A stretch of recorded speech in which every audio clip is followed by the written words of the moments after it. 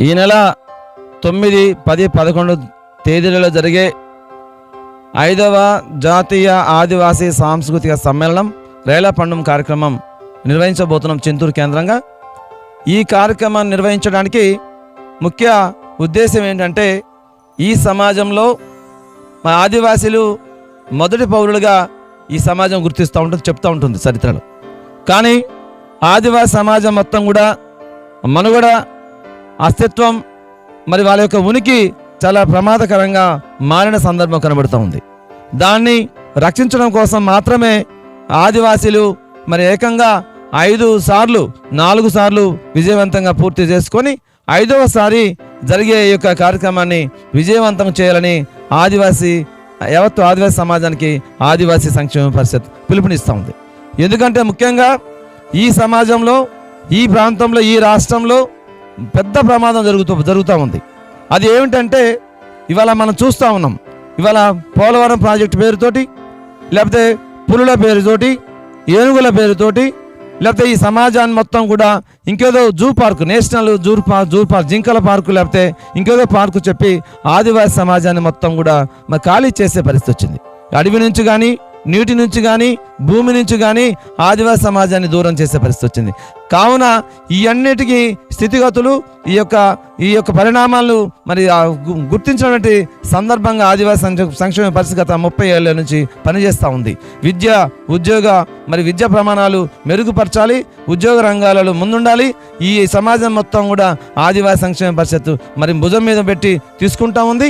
ఈ సమాజాన్ని మొత్తం కూడా ఆదివాసీ సంక్షేమ పరిషత్ తన వంతుగా పనిచేస్తూ ఈ కాలంలో ఉన్నటువంటి ఈ సమాజంలో ఆదివాసులు మిగతా ప్రమాణాలు మరి మెరుగుపరచాలి. విద్యా ప్రమాణాలతో పాటు ఈ మూఢనమ్మకాలు కావచ్చు, విద్యా ప్రమాణాలతో పాటు నాగరికత కావచ్చు, మిగతా రంగాలు కూడా ఆదివాసీ సమాజం ముందుండాలని ఆదివాసీ సంక్షేమ పరిషత్ గత 30 ఏళ్లుగా పనిచేస్తూ వస్తుంది. అందులో భాగంగానే ఇవాళ ఈ ప్రాంతంలో ఈ ఆదివాసీ సమాజం భాష, సంస్కృతి, సాంప్రదాయాలు ఈ ప్రాంతం మాత్రమే ఉన్నాయి.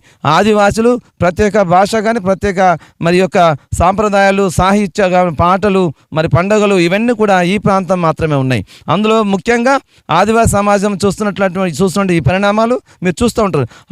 కట్టుబాట్లు కావచ్చు, ఆచార సాంప్రదాయాలు కావచ్చు, పండుగలు కావచ్చు, ఈ ప్రాంతంలో ప్రత్యేకంగా ఉన్నటువంటి సందర్భం ఉంది. ఈ ప్రాంతం కాస్త అటువంటి ప్రత్యేకతలు, ఇక్కడ క్రొమ్ము నృత్యాలు, లేకపోతే రేలా పాటలు, ఈ ప్రాంతంలో ఉన్నటువంటి పండుగలు ఇవన్నీ కూడా ఈ ప్రాంతం మాత్రం ఉంటుంది. భాష మాత్రం ఈ ప్రాంతం మాత్రం ఉంటుంది.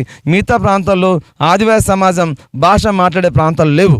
కాస్త కూస్తా ఉన్నటువంటి ఈ ప్రాంతం కూడా ఆదివాసీ సమాజాన్ని మరి ఈ యొక్క పెద్ద ప్రమాదం ఏమైందే, జాతీయ స్థాయి పోలవరం ప్రాజెక్టు వలన ఈ సమాజం మొత్తం జల సమాధి అవుతుంది. లక్షల మంది ఆదివాసీ సమాజంతో పాటుగా మరి లక్షల ఎకరాల భూమి, మరి ఈ ప్రాంతం జంతు సంపద, మరి అటవీ సంపద, అన్ని రంగాల్లో కూడా ఈ ప్రాంతం మొత్తం జల సమాధి అవుతుంది, నష్టం జరుగుతూ ఉంది. కాబట్టి ఈ ప్రాంతాన్ని మరి ప్రత్యేకంగా చొరవ చూపి కేంద్ర రాష్ట్ర ప్రభుత్వాలు ఏవైతే మరి సాంస్కృతిక కార్యక్రమాల్లో ఒక బడ్జెట్ ఉంటుంది. ఆ బడ్జెట్ మరి ఈ యొక్క ఇటువంటి కార్యక్రమాలకి వెచ్చించకుండా, ఖర్చు పెట్టకుండా వాళ్ళ సొంత ప్రయోజనాల కోసం, వాళ్ళ సొంత పార్టీ మరి నినాదం కోసం, నిర్ణయాల కోసం ఖర్చు పెడుతూ ఉంటారు తప్ప ఆదివాసీ సమాజాన్ని, మనుగడని, వాళ్ళ అస్తిత్వాన్ని, ఉనికిని కాపాడుకునే దిశగా సాంస్కృతిక కార్యక్రమాలు ఎక్కడ కూడా చేపట్టలేదు. అటు చేపట్టమని మేము డిమాండ్ చేస్తున్నాం ప్రభుత్వాన్ని, కేంద్ర రాష్ట్ర ప్రభుత్వాన్ని. అట్లాగే ఈ ప్రాంతంతో పాటుగా ఆదివాసీ సమాజంతో పాటుగా ఆదివాసీ యొక్క సాంస్కృతిక సాంప్రదాయాలు కాపాడుకునే దిశగా మేము ప్రయత్నం చేసి చూపిస్తామని చెప్పేసి ఆదివాసీ సంక్షేమ గత 4 సార్లుగా చేసింది. ఈ 5వసారిగా చేయబోతుంది.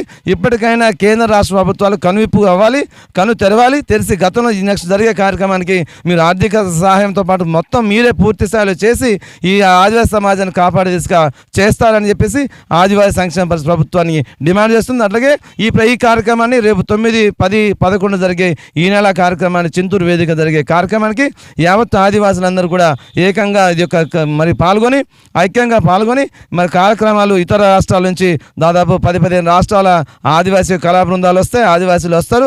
ఆ యొక్క రాష్ట్రాల ఆదివాసీ సాంస్కృతిక సాంప్రదాయాలు మొత్తం ఉట్టిపడేలాగా మరి స్టేజ్లో కార్యక్రమాలు జరుగుతాయి.